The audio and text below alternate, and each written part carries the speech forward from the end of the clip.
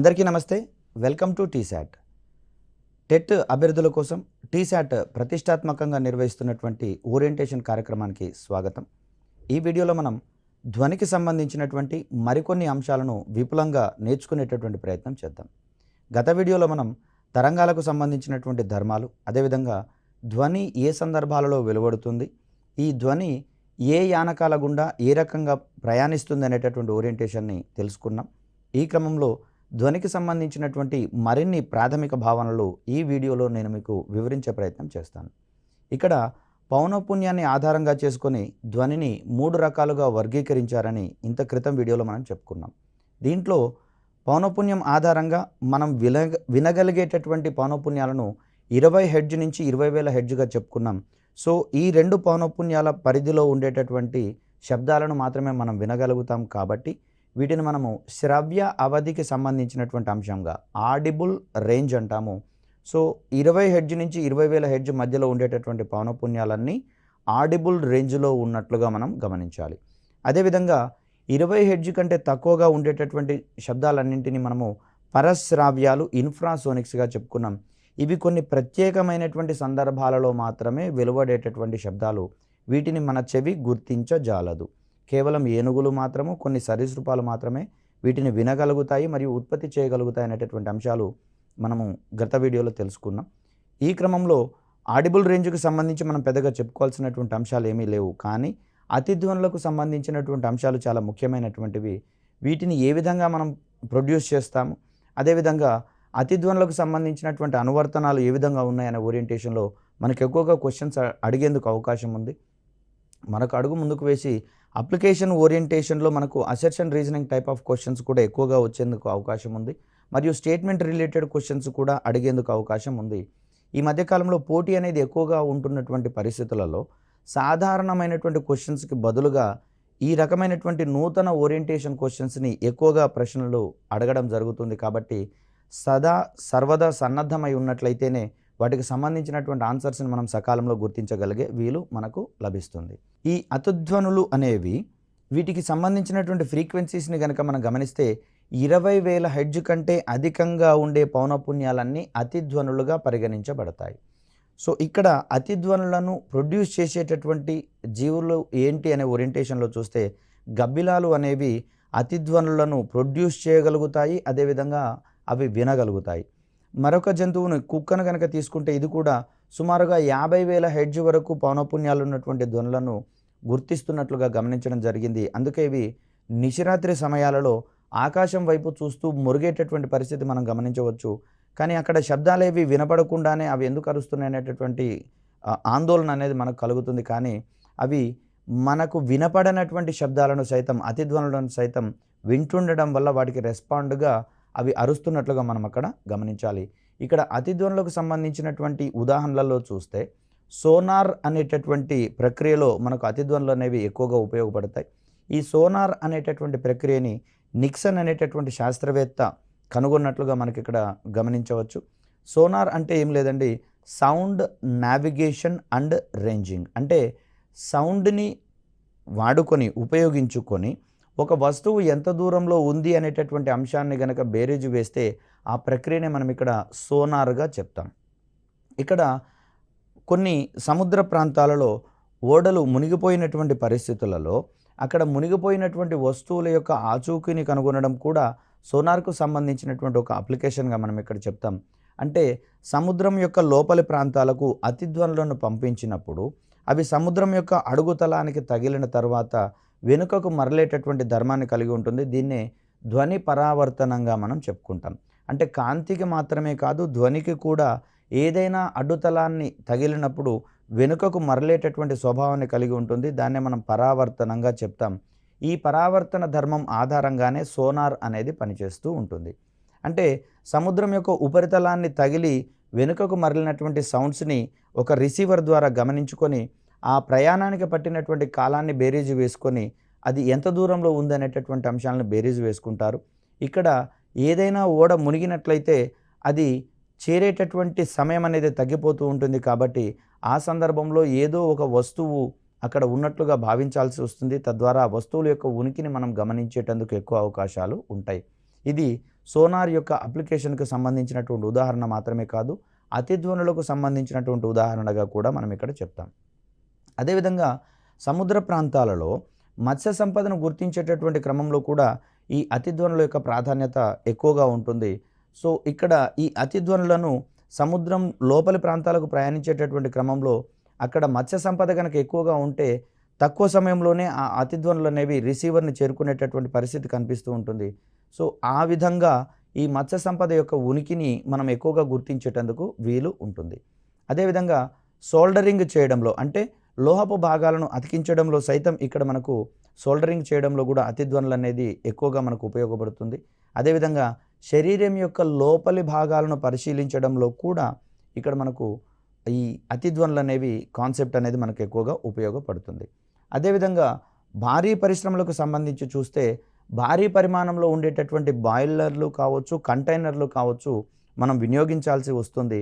మరి బాయిలర్లో కావచ్చు, కంటైనర్లలో కావచ్చు ఏ విధమైనటువంటి లోటుపాట్లు ఉన్నా కూడా భారీ విస్ఫోటనాలకు దారితీస్తాయి. కాబట్టి వాటి యొక్క ఏకరీతి మందాన్ని మనం గుర్తించాలి అంటే ఈ అతిధ్వనుల ఆధారంగానే వాటిని చేయాల్సి ఉంటుంది. ఇక్కడ భారీ బాయిలర్లలో కావచ్చు లేదా కంటైనర్లలో కావచ్చు కాలక్రమంలో కొంత కోతకు గురయ్యేటటువంటి అవకాశం ఏర్పడుతుంది. సో అలాంటి సందర్భాలలో బాయిలర్లలో ఏర్పడేటటువంటి ఆ లోపాలను సకాలంలో గుర్తించినట్లయితే పెను ప్రమాదాల నుంచి కాపాడుకునేటందుకు వీలుంటుంది. కాబట్టి ఆ రకమైనటువంటి అంశాలన్నింటినీ కనుగొనడానికి అతిధ్వనులు అనేవి మనకు ఎక్కువగా ఉపయోగపడతాయి. వీటితో పాటుగా కిడ్నీలలో రాళ్లను పగలగొట్టేటటువంటి సందర్భాలలో సర్జరీ చేసినట్లయితే అందరికీ ఒకే రకమైనటువంటి రిసీవింగ్ ఉండకపోవచ్చు. సర్జరీకి భయపడేటటువంటి వారికి ఎటువంటి కోతలు అవసరం లేకుండానే కిడ్నీలలో ఉండేటటువంటి రాళ్లను పగలగొట్టి వాటిని బయటికి తీసేటటువంటి పరిస్థితి మనం గమనించవచ్చు. అదేవిధంగా కీళ్ళ నొప్పుల నివారణలో సైతం మనకు అతిధ్వనులు అనేవి ఎక్కువగా ఉపయోగపడుతూ ఉంటాయి. ఇక్కడ గబ్బిలాలకు సంబంధించి చూస్తే అవి అతిధ్వనులను ప్రొడ్యూస్ చేస్తాయని చెప్పేసి చెప్పుకున్నాం కదా. ఇవి తన ప్రయాణ మార్గాన్ని గమనించేటందుకు లేదా ఐడెంటిఫై చేసేటందుకు అతిధ్వనులను ఉపయోగించుకుంటాయి అనేది మనం తెలుసుకోవాల్సినటువంటి అంశము. ఇవి విడుదల చేసేటటువంటి అతిధ్వనులు ఏదైనా అడ్డుతలానికి తగిలినట్లయితే అవి పరావర్తనం చెందుతాయి. సో అవి పరావర్తనం చెందినట్లయితే తన ప్రయాణ మార్గానికి ఎదురుగా ఏదో అడ్డుతలం ఉన్నట్లుగా గబ్బిలం భావించి ఇమీడియట్గా దాని యొక్క దిశను మలుచుకుంటుంది. సో ఎప్పుడైతే తన యొక్క ప్రయాణ మార్గంలో ఏ అడ్డుతలం ఉండదో అప్పుడు అతిధ్వనులు తనని చేరేటటువంటి అవకాశం ఉండదు. కాబట్టి ఆ దిశగా అది ప్రయాణాన్ని సాగిస్తూ ఉంటుంది. సో ఈ విధంగా గబ్బిలాలు తమ యొక్క ప్రయాణ మార్గాన్ని ఎంచుకోవడంలో అతిధ్వనులు అనేవి ప్రధాన పాత్రను పోషిస్తూ ఉంటాయి. ఇక్కడ ధ్వనులకు సంబంధించినటువంటి మరొక ముఖ్యమైనటువంటి అంశము అనునాదము, రెజోనెన్స్ అంటాము. అనునాదము అంటే ఏంటంటే ఏవైనా ఒకే పౌనఃపున్యం ఉన్నటువంటి రెండు వస్తువులను ఒకదాని పక్కన ఒకటి ఉంచినప్పుడు ఏదైనా ఒక వస్తువు తన యొక్క సహజ ఫ్రీక్వెన్సీతో కంపిస్తూ ఉన్నటువంటి పరిస్థితులలో ఆ సహజ కంపనాల ఆధారంగా లేదా ప్రభావంగా రెండవ వస్తువు కూడా కంపిస్తూ ఉన్నట్లయితే దాన్ని మనము రెజోనెన్స్ అనేటటువంటి ధర్మంగా చెప్తూ ఉంటాం.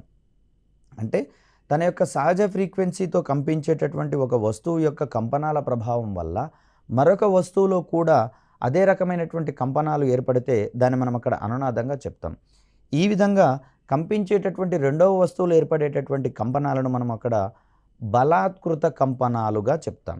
ఇవేమో న్యాచురల్ ఫ్రీక్వెన్సీతో ఒక వస్తువు కంపిస్తూ ఉంటే దాని యొక్క ప్రభావం వల్ల రెండవ వస్తువులు ఏర్పడేటటువంటి కంపనాలను మనం బలాత్కృత కంపనాలుగా చెప్పుకుంటూ ఉంటాం.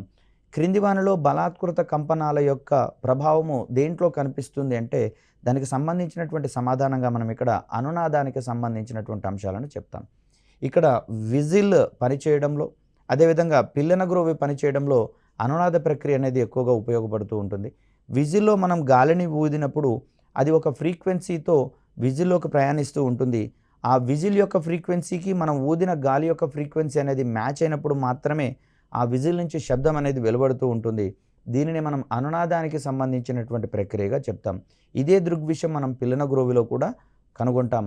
అదేవిధంగా రేడియో కావచ్చు మరియు టీవీ రిమోట్లు పనిచేయడంలో అదేవిధంగా మొబైల్ ఫోన్స్ వాడేటటువంటి విషయంలో కూడా మనకి ఇక్కడ అనునాద ప్రక్రియ అనేది ఎక్కువగా ఉపయోగపడుతుంది.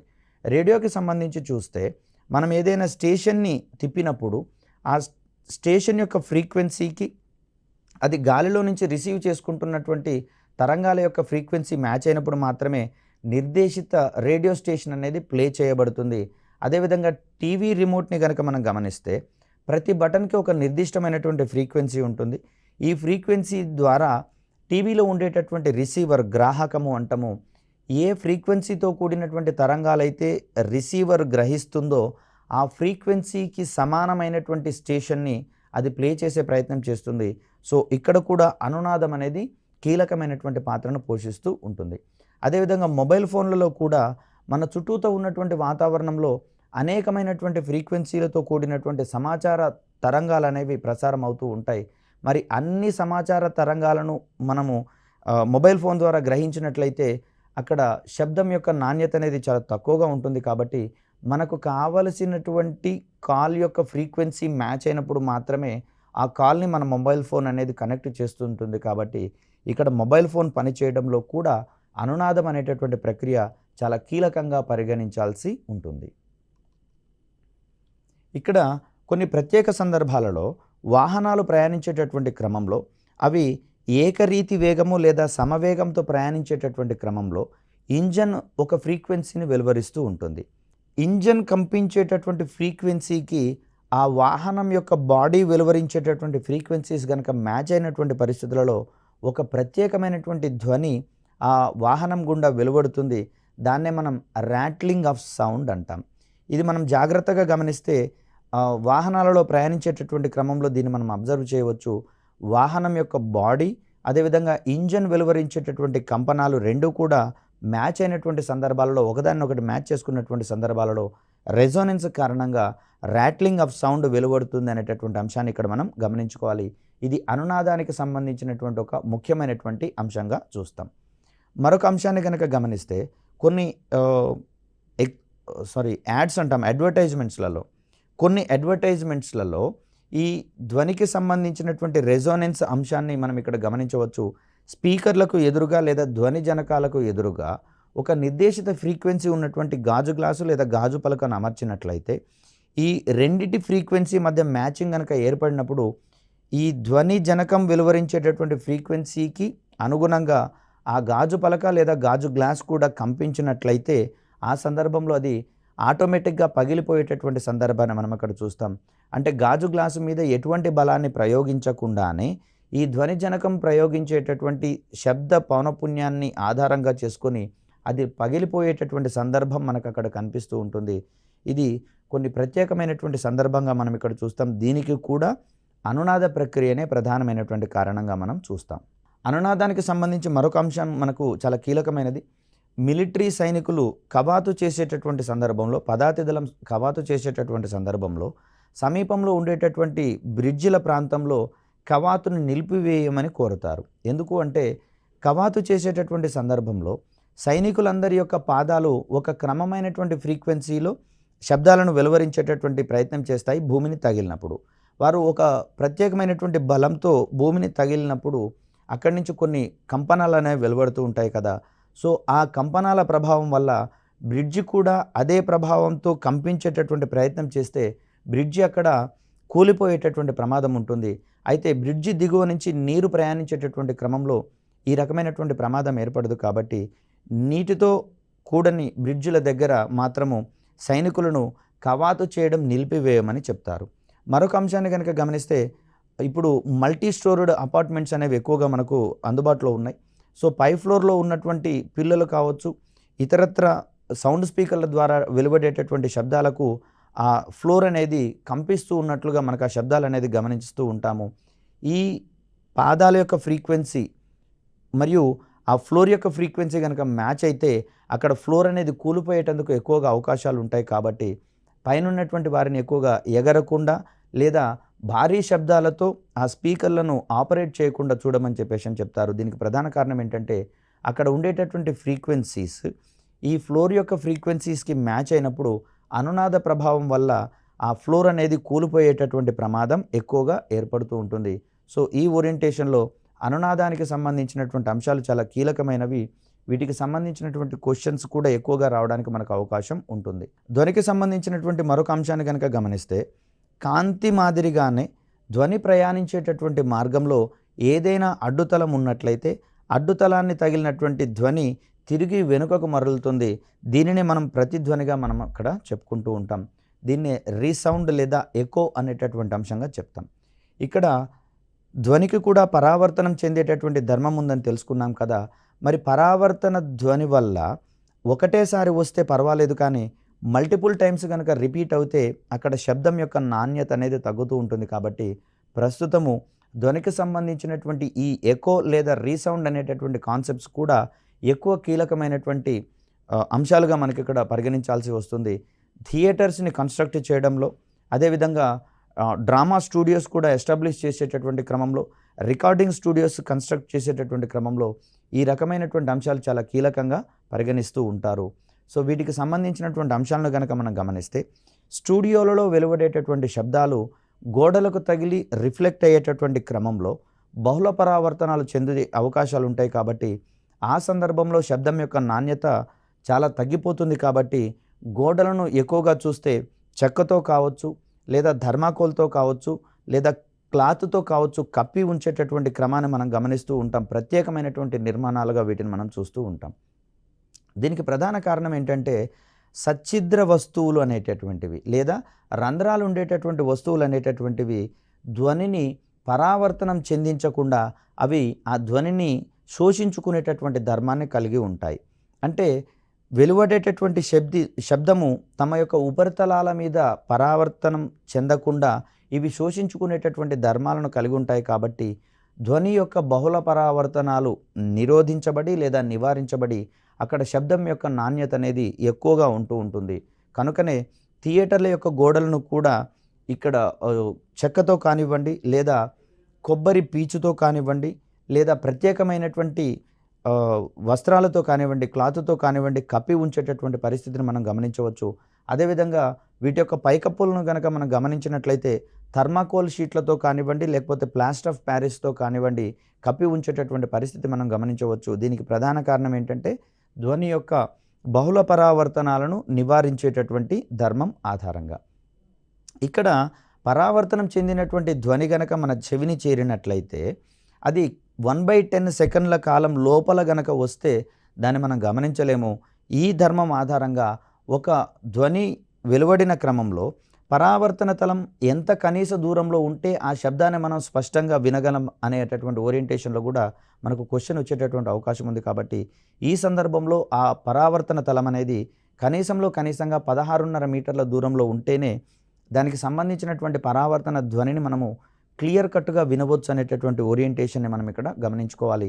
వినికిడి స్థిరత 1 సెకండ్ల లోపు ఉంటుండగా 1/10 సెకండ్ల లోపల వచ్చేటటువంటి శబ్దాలను మనం వినలేం. కాబట్టి ఇక్కడ కనీస దూరం అనేది పరావర్తన తలం అనేది కనీసంగా 16.5 మీటర్లుగా ఉండాల్సినటువంటి అవసరం ఉంది.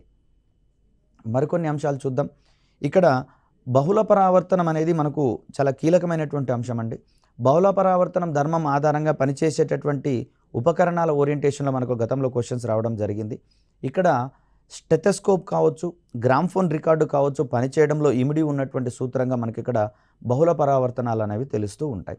స్టెథోస్కోప్లో ఉండేటటువంటి డయాఫ్రమ్ని హార్ట్ బీట్ వినడానికి గాను ఉపయోగించినప్పుడు ఆ డయాఫ్రమ్ చేసేటటువంటి కంపనాలన్నీ కూడా స్టెథోస్కోప్ యొక్క పైపు ద్వారా మల్టిపుల్ రిఫ్లెక్షన్స్కి గురి కావడం ద్వారా చెవికి దగ్గరికి చేరేటటువంటి క్రమాన్ని మనం అక్కడ చూస్తాము.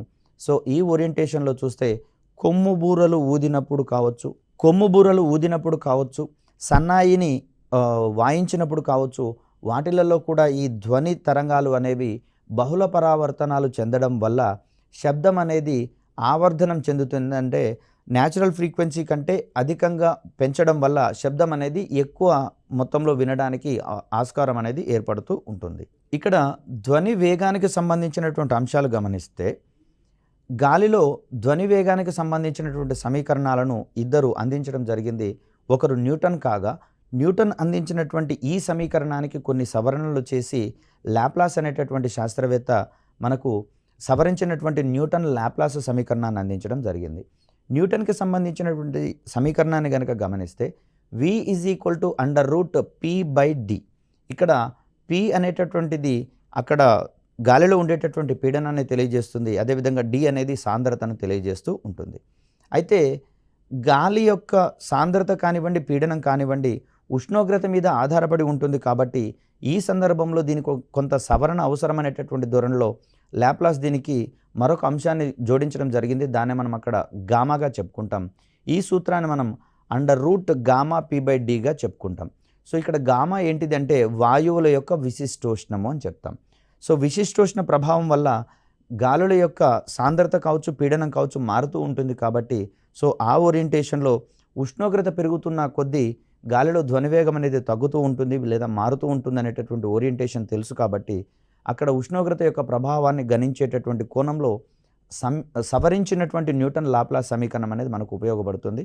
సో ఇక్కడ న్యూటన్ యొక్క సమీకరణాన్ని సవరించినటువంటి శాస్త్రవేత్త ఎవరు అనే ఓరియంటేషన్లో క్వశ్చన్ కనుక వస్తే దానికి సంబంధించి మనము లాప్లాస్కి సంబంధించిన సమాధానాన్ని గుర్తించాల్సి ఉంటుంది. ప్రధానంగా ధ్వనివేగానికి సంబంధించినటువంటి ప్రభావితమైనటువంటి అంశాలు ఏమిటి అంటే ఉష్ణోగ్రత యొక్క ప్రభావం అనేది ఎక్కువగా ఉంటుందండి. ఇక్కడ ఉష్ణోగ్రత యొక్క మార్పులకు అనుగుణంగా గాలిలో ధ్వనివేగంలో కూడా మార్పులు గమనించవచ్చు. మనం ఇక్కడ ఉష్ణోగ్రత పెరిగితే ధ్వనివేగం పెరుగుతున్నట్లుగా, ఉష్ణోగ్రత తగ్గితే ధ్వనివేగం తగ్గుతున్నట్లుగా మనం ఇక్కడ గమనించాల్సి ఉంటుంది. సో ఉష్ణోగ్రత కనుక పెరిగితే అక్కడ వాయువుల యొక్క సాంద్రత అనేది తక్కువ అవుతుంది, గాలి కణాల యొక్క సాంద్రత అనేది తక్కువ అవుతుంది కాబట్టి ధ్వనివేగం అనేది ఆటోమేటిక్గా పెరుగుతుంది. ఉష్ణోగ్రత కనుక తగ్గినట్లయితే ఆ ప్రాంతంలో వాయు కణాల యొక్క సాంద్రత అనేది ఎక్కువగా ఉంటుంది కాబట్టి వాయు కణాల యొక్క సాంద్రతకు ధ్వని వేగానికి మధ్య విలోమ సంబంధం ఉంటుంది కాబట్టి సాంద్రత అక్కడ తగ్గితే ధ్వనివేగం అనేది పెరుగుతుంది, సాంద్రత అనేది పెరిగితే అక్కడ ధ్వనివేగం అనేది తగ్గుతుంది. ఇక్కడ వాయు కణాల సాంద్రతకు సంబంధించి మరికొన్ని అంశాలు చూద్దాం. ధ్వనివేగం మీద పీడనం యొక్క ప్రభావం అనేది శూన్యంగా ఉంటున్నట్లుగా మనం ఇక్కడ భావించాల్సి వస్తుంది. అదేవిధంగా వాయు కణాల యొక్క సాంద్రతకు ధ్వనివేగానికి మధ్య విలోమ సంబంధం ఉంటున్నట్లుగా మనం ఇక్కడ పరిగణించాల్సి వస్తుంది. అంటే వాయు కణాల యొక్క సాంద్రత పెరుగుతున్నట్లయితే ధ్వనివేగం తగ్గుతుంది. అదేవిధంగా వాయు కణాల సాంద్రత అనేది తగ్గుతూ ఉంటే ధ్వనివేగం అనేది పెరుగుతున్నట్లుగా మనం ఇక్కడ గమనించాలి. మరికొన్ని అంశాలు కనుక మనం గమనిస్తే తేమతో కూడినటువంటి గాలిలో ధ్వనివేగం ఏ విధంగా ఉంటుందనే ఓరియంటేషన్ చూద్దాం. అంటే గాలిలో తేమ శాతం పెరుగుతూ ఉన్నట్లయితే వాయు కణాల యొక్క సాంద్రత తగ్గుతున్నట్లుగానే భావించాల్సి వస్తుంది కదా. కాబట్టి వాయు కణాల సాంద్రత తగ్గుతుంది కాబట్టి దానికి విలోమంగా ధ్వనివేగం అనేది పెరుగుతూ ఉంటుంది. కాబట్టి గాలిలో తేమ ఉన్నట్లయితే ధ్వనివేగం అనేది ఎక్కువగా ఉంటుంది పొడి గాలితో కంపేర్ చేస్తే. ఎందుకని అంటే అక్కడ వాయు కణాల యొక్క సాంద్రత తగ్గింది కాబట్టి ఆటోమేటిక్గా గాలిలో ధ్వనివేగం అనేది ఎక్కువగా వస్తూ ఉంటుంది. సో పొడి గాలిని కనుక మనం గమనించినట్లయితే దాంట్లో తేమ తక్కువగా ఉంటుంది, ఫలితంగా గాలి కణాల యొక్క సాంద్రత గరిష్టంగా ఉంటుంది కాబట్టి ధ్వనివేగం అనేది ఆటోమేటిక్గా పొడి గాలిలో తక్కువగా ఉంటుంది. తేమతో కూడినటువంటి గాలిలో కనుక మనం గమనిస్తే గాలిలో ధ్వనివేగం అనేది గరిష్టంగా ఉంటున్నటువంటి క్రమాన్ని ఇక్కడ మనం చూడవచ్చు. ఇది మిద్దంగా చూస్తే యావరేజ్గా గాలిలో సాధారణ ఉష్ణోగ్రత వద్ద 330 మీటర్స్ పర్ సెకండ్ వేగంతో ధ్వనివేగం అనేది మనం గమనించేటటువంటి అంశంగా చూస్తాం. అయితే గాలి అనేది విభిన్నమైనటువంటి వాయువుల యొక్క మిశ్రమంగా ఉంటుంది కాబట్టి ఈ క్రమంలో సరాసరిని చూస్తే 330 మీటర్స్ పర్ సెకండ్ వేగంతో అది ప్రయాణిస్తున్నట్లుగా మనం అక్కడ గమనించవచ్చు. ధ్వనివేగము ఏ పదార్థాలలో ఎక్కువగా ఉంటుంది అంటే ఘన పదార్థాలలో గరిష్టంగా ఉంటున్నట్లుగా, వాయు పదార్థాలలో అత్యల్పంగా ఉంటున్నట్లుగా మనం ఇక్కడ గమనించవచ్చు. అయితే కొన్ని రకాలైనటువంటి వాహనాల యొక్క వేగాన్ని గాలిలో ధ్వనివేగంతో కంపేర్ చేసి వాటిని వర్గీకరించేటటువంటి ప్రయత్నం చేస్తాము. సో ఇలా ఒక వస్తువు యొక్క వేగానికి గాలిలో ధ్వనివేగానికి మధ్యలో ఉండేటటువంటి నిష్పత్తిని మనము మ్యాక్ సంఖ్యగా చెప్తాము. వీటికి సంబంధించి చూస్తే గాలిలో ధ్వనివేగం కంటే తక్కువ వేగంతో ప్రయాణించేటటువంటి వేగాలను సబ్సోనిక్ వేగాలతో ప్రయాణిస్తున్నట్లుగా, గాలిలో ధ్వనివేగంతో సమానమైనటువంటి వేగంతో ప్రయాణించేటటువంటి వేగం ఉన్నటువంటి వాహనాలను సోనిక్ వేగంతో ప్రయాణించేటటువంటి వాహనాలుగా, అదేవిధంగా ధ్వనివేగాన్ని మించినటువంటి వేగంతో ప్రయాణించేటటువంటి వాహనాలు సూపర్సోనిక్ మరియు హైపర్సోనిక్ వాహనాలుగా మనం అక్కడ వర్గీకరించే ప్రయత్నం చేస్తాము. సబ్సోనిక్ వేగాలతో ప్రయాణించేటటువంటి వాహనాల యొక్క మ్యాక్ సంఖ్య 1 కంటే తక్కువగా ఉంటుంది. సోనిక్ వేగాలతో ప్రయాణించేటటువంటి వాహనాల యొక్క మ్యాక్ సంఖ్య 1కి సమానంగా ఉంటుంది. అదేవిధంగా సూపర్సోనిక్ మరియు హైపర్సోనిక్ వేగాలతో ప్రయాణించేటటువంటి వాహనాల యొక్క మ్యాక్ సంఖ్య 1 కంటే ఎక్కువగా ఉంటున్నటువంటి పరిస్థితిని మనం గమనించవచ్చు. ఇక్కడ క్షిపణులు, విమానాలు, రాకెట్ల యొక్క వేగాలను ఇక్కడ మనం మాక్ నెంబర్లతోటి గమనించవచ్చు. ఇక్కడ బ్రహ్మోస్ మిస్సైల్ అనేటటువంటిది సూపర్సోనిక్ మరియు హైపర్సోనిక్ వేగాలతో ప్రయాణించేటటువంటి సందర్భాన్ని మనం ఇక్కడ చూస్తాం. సాధారణ వాహనాలన్నీ కూడా సబ్సోనిక్ వేగాలతో ప్రయాణించేటటువంటి వాహనాలుగా మనం ఇక్కడ గమనించవచ్చు. ఇక్కడ మ్యాక్ నెంబర్ 1 కంటే తక్కువగా కార్లు మరియు బస్సులకు కనిపిస్తూ ఉంటుంది. అదేవిధంగా సోనిక్ వేగాన్ని మనము 1 మ్యాక్ నెంబర్కి సమానమైనటువంటి సంఖ్యగా చూస్తాం. 1 నుంచి 5 మ్యాక్ నెంబర్లు ఉండేటటువంటి వాహనాలన్నింటికీ కూడా సూపర్సోనిక్ వేగం ఉన్నట్లుగా మనం ఇక్కడ గమనించుకోవాల్సి వస్తుంది. అదేవిధంగా 5 నుంచి 10 మ్యాక్ నెంబర్ ఉన్నటువంటి మ్యాక్ సంఖ్య ఉన్నట్లయితే వాటిని మనం హైపర్సోనిక్ వేగాలతో ప్రయాణించేటట్లుగా మనం ఇక్కడ చూస్తాం. బ్రహ్మోస్ క్షిపణికి సంబంధించి చూస్తే అది హైపర్సోనిక్ వేగంతో ప్రయాణిస్తున్నట్లుగా మనం అక్కడ పరిగణించాల్సి వస్తుంది. ఇక్కడ శబ్దాలకు సంబంధించినటువంటి వర్గీకరణను కనుక మనం గమనిస్తే కొన్ని శబ్దాలకు కంపన పరిమితి గరిష్టంగా ఉంటుంది. అదేవిధంగా ఫ్రీక్వెన్సీ అనేది తక్కువగా ఉంటుంది. సో ఈ సందర్భంలో వెలువడేటటువంటి శబ్దాలు చాలా గంభీరంగా ఉంటాయని చెప్తాము. వీటికి ఉదాహరణగా ఏనుగు గీంకారం కావచ్చు, ఏనుగు ఘీంకారం కావచ్చు, సింహ గర్జన కావచ్చు, అదేవిధంగా మగవారి స్వరాన్ని కానీ మనం ఇక్కడ పరిగణించవచ్చు. అంటే ఈ ఓరియంటేషన్లో వెలువడేటటువంటి శబ్దాలకు అధిక కంపన పరిమితి యాంప్లిట్యూడ్ ఉంటుంది. వీటి యొక్క ఫ్రీక్వెన్సీ అనేది చాలా తక్కువగా ఉంటుంది. కాబట్టి ఇవి కొంత గంభీరంగా ఉంటున్నట్లుగా మనం పరిగణించాల్సి వస్తుంది. సో మరికొన్ని శబ్దాలను కనుక మనం గమనిస్తూ ఉంటే దీనికి విరుద్ధంగా కొన్ని శబ్దాలకు కంపన పరిమితి తక్కువగా ఉంటుంది, పౌనఃపున్యం గరిష్టంగా ఉంటుంది. తుమ్మెదకు సంబంధించినటువంటి జంకారం కావచ్చు, దోమలకు సంబంధించినటువంటి రొదకు కావచ్చు, అదేవిధంగా చిన్నపిల్లలు గొడవ చేసేటటువంటి సందర్భాలలో కావచ్చు, వాటికి ఆ శబ్దాలకు కంపన పరిమితి తక్కువగా ఉంటుంది, పౌనఃపున్యం గరిష్టంగా ఉంటుంది. ఇటువంటి సందర్భాలలో ఆయా శబ్దాలకు కీచుదనం ఎక్కువగా ఉంటుందని చెప్తాము.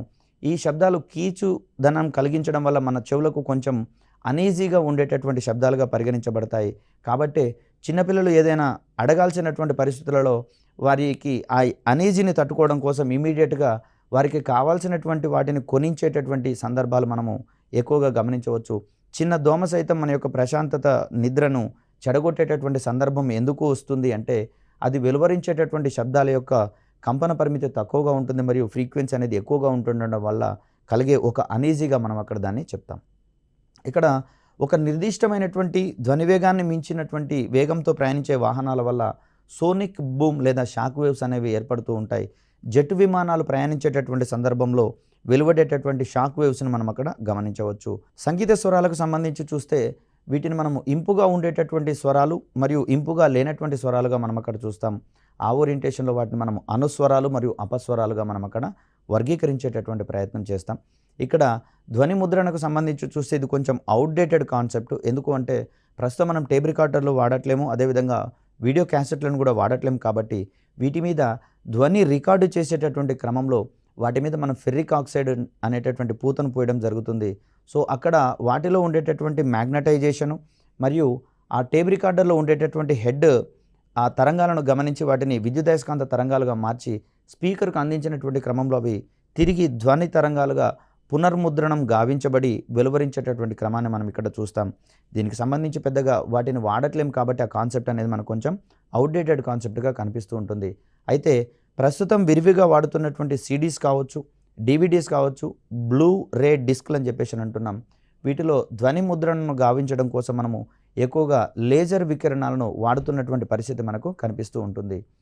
సో ఇలా చూస్తే డాప్లర్ ఫలితానికి సంబంధించి కూడా మనకు చాలా కీలకమైనటువంటి అంశం అండి. శబ్ద జనకానికి మరియు పరిశీలకునికి మధ్య సాపేక్ష చలనం ఉంటుంటే అక్కడ పరిశీలకుడు వినేటటువంటి ధ్వని పౌనఃపున్యంలో మార్పు వస్తూ ఉంటుంది. దీన్ని మనం డాప్లర్ ఫలితం అంటాం. స్పీడ్ గన్ పనిచేయడంలో డాప్లర్ ఫలితం అనేది చాలా కీలకమైనటువంటి అంశంగా పరిగణిస్తూ ఉంటాం. ఇలా అంశాలన్నింటినీ మనము మన సహజంగా పరిసరాల్లో ఉండేటటువంటి అంశాలతో ముడిపెట్టుకొని నేర్చుకుంటూ ఉన్నట్లయితే సైన్స్కి సంబంధించినటువంటి అంశాలు ఈజీగా మనము గుర్తుంచుకునేటటువంటి వీలుంటుంది. కాబట్టి మన ప్రిపరేషన్ ఆ విధంగా ఉండాల్సినటువంటి అవసరం ఉంది. మరొక చక్కటి వీడియోతో మిమ్మల్ని కలిసే ప్రయత్నం చేస్తాం. అప్పటి వరకు సెలవు. ధన్యవాదాలు.